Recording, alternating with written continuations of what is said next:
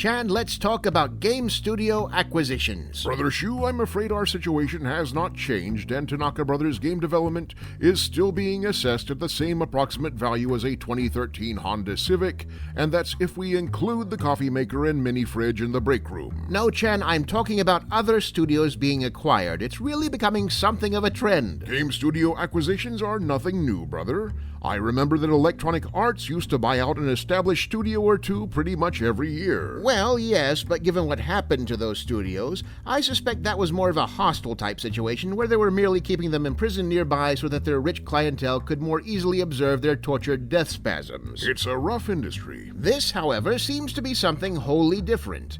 Ever since Microsoft started their buying spree, and especially after the $7 billion buyout of Bethesda, it seems scarcely a week goes by without hearing about another studio absorbed into the Platform Collective. Just recently, we saw Bluepoint Games bought out by PlayStation, and Oxenfree developer Night School Studio purchased by Netflix of all places. And do you know what this is all about, Chen? Before I answer, is it ever about anything that isn't money? No. I'm going to say money. Okay, yes, obviously it's about money, Brother Chen, but there can be some distinction within specific methodologies. In this case, it's all about building an ecosystem. That sounds suspiciously not evil for any kind of corporate strategy, Brother Shu. Oh, no, it's reliably evil, Chan. They just use the benign term so none of their investors get startled into developing a conscience. What we're talking about is a financial ecosystem, Chan. What's unique about all these new studio acquisitions is that they're by platform holders, not traditional publishers. We're talking console manufacturers like Microsoft and Sony, digital platforms like Amazon and Netflix, even VR hardware platforms like Oculus. Does it really make much of a difference who's buying them? It does, Chen, because the difference between a game from a studio bought by a third-party publisher versus one bought by a platform holder is that the latter requires you to come to them.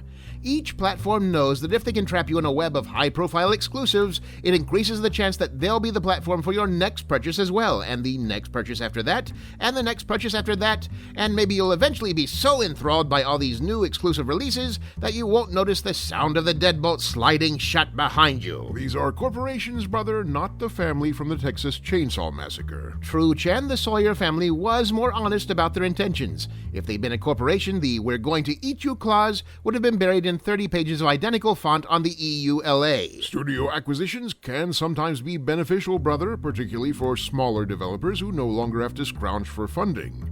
If they retain some degree of creative autonomy with... Yes, that's the trick, isn't it, brother? Because however much the platform holders say they value a studio's autonomy, that certainly wasn't why they bought them. A studio gets bought because a platform holder liked the specific type of game they made, or at least the amount of money it earned, and that creative autonomy they talk so highly about extends just as far as the known borders of that type of game. Cross that fence and you're going to get an inbox full of all sorts of helpful suggestions from corporate. I think that's just a little bit cynical, brother. After all, gaming fans themselves rarely react well when a developer moves outside their established boundaries. True, but it's also important to remember that gaming fans are horrible, obnoxious gremlins, Chen. You really can't think of a single positive effect of studio acquisitions, brother. Well, I suppose having the world divided among just 3 companies will eventually shave some time off the schedule.